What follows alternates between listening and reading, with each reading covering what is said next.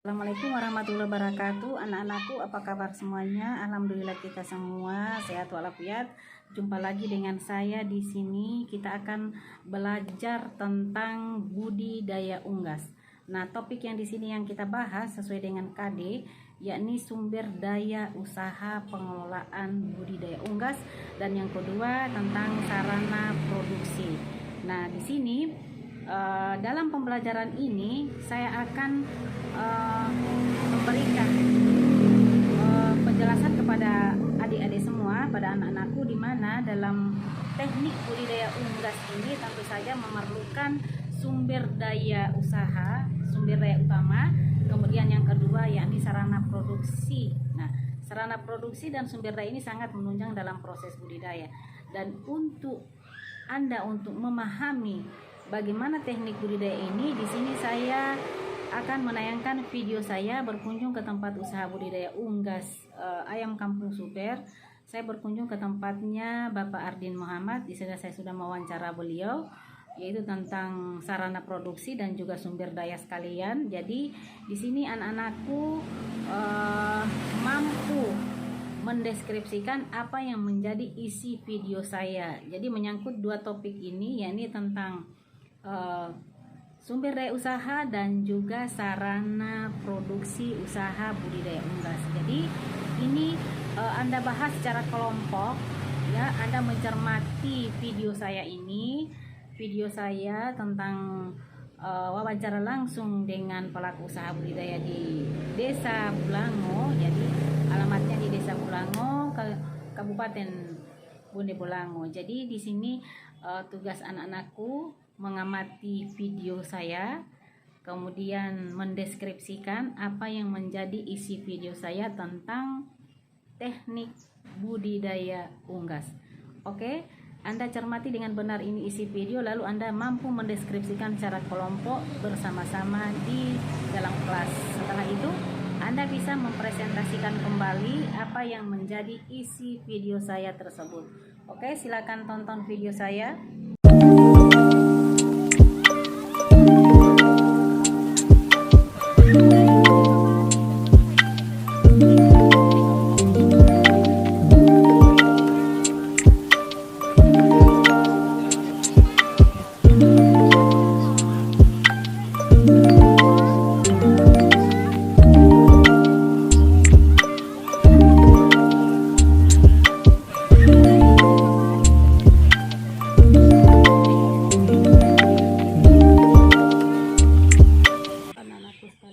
Sekarang saya berada di tempat usaha budidaya unggas ayam kampung Super. Nah, di sini saya bertemu langsung dengan pemilik usaha ini. Sementara sekarang berada dengan saya. Oke, saya perkenalkan, ini ada pemilik usaha. Silakan Pak, namanya siapa? Ya, nama saya Ardin Muhammad. Bapak sudah berapa tahun menjalankan usaha ini? Kurang lebih dari awal 2020 sampai dengan sekarang. Dari tahun 2020. Ya. Nah, jadi memulai usaha ini tahun 2020. Nah, mula pertama tentang sarana produksi itu diperoleh dengan biaya sendiri atau bagaimana, seperti pembuatan kandang? Karena saya lihat ini sarana produksi terutama ini alat ini, kandang ini sangat luas, berarti bisa menampung berapa ribu ekor unggas. Nah, pertama itu biaya kandangnya ini sekitar berapa Pak? Kalau untuk awal itu dengan populasi kurang lebih 500 ekor, kita ukuran kandang 4x8 meter. 4x8 meter. Iya, nanti selanjutnya seiring waktu itu kita kembangkan, kita tambah ukuran kandangnya, juga populasi ayamnya ya. Jadi mula pertama melepas unggas di sini umur bibitnya itu berapa? Dia mulai dari umur berapa? Umur 0 hari, mulai setelah penetasan.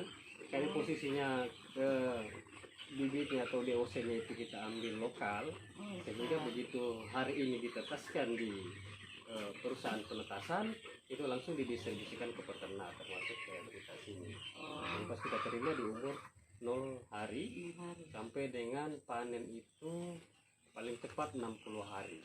Paling cepat 60 Iya. hari, berarti 2 bulan Pak. Ya 2 bulan, Jadi tergantung 2 bulan. dari kondisi pasarnya. Kalau kondisi pasarnya rame, lagi pasar panas, nah itu tidak sampai dengan 60 hari. Oh, Ya, jadi begitu ya. Dan Iya. sekarang saya lihat ini unggasnya ini sudah masa panen Pak ya. ya ini posisinya sudah masa panen. Dari populasi kurang lebih 1000 ekor sampai dengan hari ini sisanya kurang lebih 400 ekor. Alhamdulillah kalau 550 yang sudah dipanen, dan 50 itu adalah resiko kematian selama periode pemeliharaan. Oh, oke, jadi dalam tahapan pemeliharaan ini kan dia kan dihitung per minggu kan, minggu Ya. pertama, minggu kedua, minggu Ya. ketiga sampai keempat. Nah, pada minggu pertama itu dalam pemberian pakan itu macam pakan apa yang diberikan Pak ya? Ya, Oh, ini. untuk jenis pakan itu beda mulai dari 0 hari sampai dengan 7 hari, kemudian 8 sampai 21 hari, dan sampai dengan masa akhir panen. Oh, Ya, jadi jadi kalau di posisi 0 sampai 7 hari itu ada pakan yang butirannya agak halus supaya DOC atau bibit ini bisa dengan bagus mencerna jenis pakan yang dikonsumsi. oh, jadi Nanti begitu. untuk di tingkatan berikut lagi untuk 8 sampai dengan 21 hari itu kondisi butirannya sudah agak lebih kasar. Jadi ada Ya, pakan. sudah lagi Jadi 21 tergantung pertumbuhan Ya, unggas tergantung itu, pertumbuhan. bentuk ukuran Ya. pakannya itu. pakan, kebutuhan pakan. Oke, jadi kemudian untuk sarana produksi lain di sini saya lihat peralatan kandang sangat lengkap, peralatan minum, kemudian yang lainnya juga seperti vitamin, Ya. obat-obatan juga ada disiapkan itu ya. Ada disiapkan. Jadi pada saat kita memulai itu sebelum kit ini semua memang sudah kita pastikan lengkap, baik dari tempat minum, tempat pakan memang sudah disteril, juga tersediaan vitamin dan obat vaksin selama dengan periode pemeliharaan. Jadi memang tersedia semua untuk bahan-bahan seperti pakan, kemudian vitamin, Ya, memang sudah obat-obatan. disiapkan terlebih Jadi dahulu. nama pakannya ini Kalau FD untuk saat ini 101. saya pakai produk dari perusahaan Srea yang FB 102. Ini sudah pakan lanjutan. Kebetulan ini sudah pakan terakhir. Ini sudah masuk di usia 60 hari. 60 hari, jadi Ya. pakannya beda dengan yang awal ya. Ya, berbeda dengan Oh. awal. Jadi kalau yang awal itu DP nama sama PB. Tapi Kalau yang untuk awal itu Srea B101 Super. oh, D100. Ya. Oke. Oh, begitu. Kemudian yang untuk ya 8 sampai 21 itu ada AS101B. Sama juga masih produk perusahaan Srea. Nah, selanjutnya yang 21 sampai dengan 60 hari atau sampai dengan masa panen itu saya pakai yang FD 102. Jadi bahan pakan ini dibeli langsung atau dari Beli koperasi? ya, beli langsung ke itu ke toko penjual. Penjual pakan, pakan ya. ternak. Oh, gitu. Terus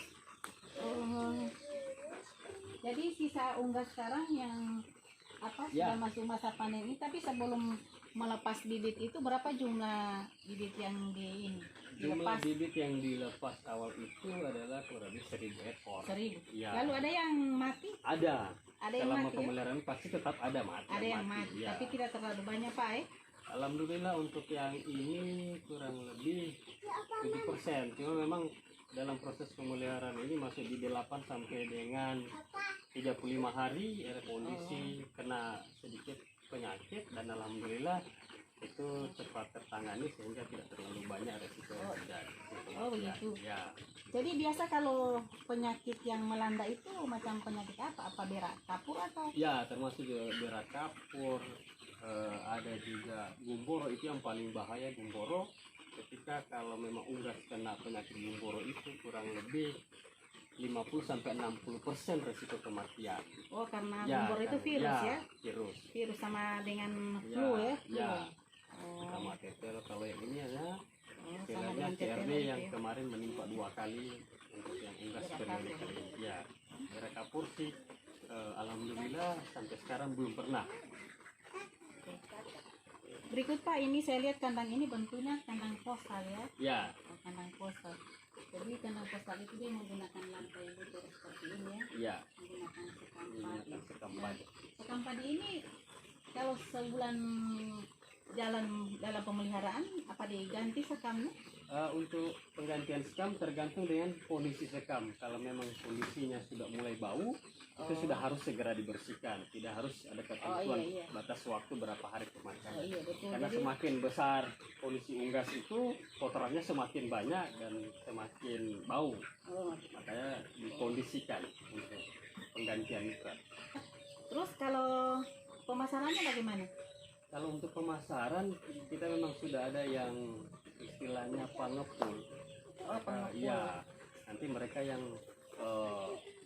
pasarkan lagi ke pengecer kayak restoran, Oh, betul. pengusaha catering, warung-warung makan. Oh, seperti jadi itu. Ya, mereka datang jemput di Ya. kandang Pak, Bapak tidak bawa ke sana Ya. tapi mereka kan Ya, memang yang mereka yang membutuhkan datang sih. mereka ya. Ya. Oh, jadi begitu. Lalu pasaran per ekor itu berapa Pak ya? Kalau untuk saat ini penjualan partai saya di harga 38.000 per ekor. 38.000 per Ya. ekor. Lalu rata-rata itu berapa? Rata-rata minimal ukuran 0,8 kg. Oh, hampir Ya, 1 Jadi kilogram ya. ya ukuran mulai dipanen oleh pengepul itu dari 0,8 kg, 0,9 ke atas. Ya, Oh, di bawah seperti dari itu tadi. mereka belum ambil. Oh, jadi dia hampir 1 ya. Ya, Jadi dia beda dengan unggas broiler. ya beda. Kalau dengan broiler broiler. dia Broiler yang itu di atas agak gemuk 1,3, ya. 1,2 baru mulai panen. Iya. Kalau ini tidak. Betul. Jadi bawah dari situ sudah masuk. Jadi saya lihat ya di sini anak-anakku dalam usaha budidaya seperti apa yang disampaikan oleh Bapak Ardin Muhammad, di mana dalam proses budidaya ini sangat memerlukan perhatian Pak ya, karena ini ada hubungannya dengan unggas. Jadi terutama dalam proses pemeliharaan, terutama pemberian pakan secara teratur, hingga dalam tahapan akhir itu kita dapat menghasilkan unggas yang sehat, kemudian memiliki Bobot, ya. memiliki bobot yang normal ya, sesuai dengan umur panen ya, sesuai dengan umur panen. Kemudian saya lihat juga ini sangat bagus ya, ini kandangnya. Katakanlah ini kandang ini sudah sama dengan permanen ya, karena agak besar, di mana unggas-unggas bisa dengan leluasa bermain di dalam, dia tidak terlalu terusik. Kemudian saya lihat sarana lain yang menunjang dalam budidaya ini ada juga digunakan seperti radio ya. Jadi itu untuk bisa menghibur ya. Jadi agar unggasnya unggas ini dengan suara-suara. Oh, jadi membiasakan agar mereka tidak stres ya. Iya. Oh, Supaya tidak begitu kaget dan tidak stres. oke. Ya. Jadi demikianlah, terima kasih Pak Ardin sudah membantu saya dalam proses budidaya unggas ayam kampung super, di mana dalam usaha ini saya lihat Bapak Ardin sudah sukses ya, karena di sini dalam panennya unggasnya sangat sehat, bagus, dan dalam pasaran itu sangat laris karena semua itu tergantung daripada pemeliharaan. Oke anak-anakku, di sini saya akhiri jumpa kita, insya Allah ya. Dalam pembelajaran nanti saya harap anak-anak bisa mendeskripsikan apa yang menjadi pertanyaan saya kepada Bapak Ardin tadi. Jadi anak-anakku bisa mendeskripsikan dari awal tentang bagaimana proses budidaya unggas ayam kampung super ini, dan boleh juga ayam broiler, ayam petelur. Kalau anak-anakku bisa lagi berkunjung ke tempat usaha budidaya lain, tapi dengan membantu pembelajaran ini saya sudah langsung bertemu dengan pelaku usaha budidaya unggas. Dengan demikian saya harap anak-anakku bisa mendeskripsikan apa yang menjadi bahan diskusi saya dengan Pak Ardin Muhammad tentang sarana produksi sampai dengan pemasaran. Oke, demikian. Terima kasih Pak Ardin sudah menerima saya. Sama-sama. Oke, terima kasih Pak. Ya. Terima kasih anak-anakku. Assalamualaikum warahmatullahi wabarakatuh.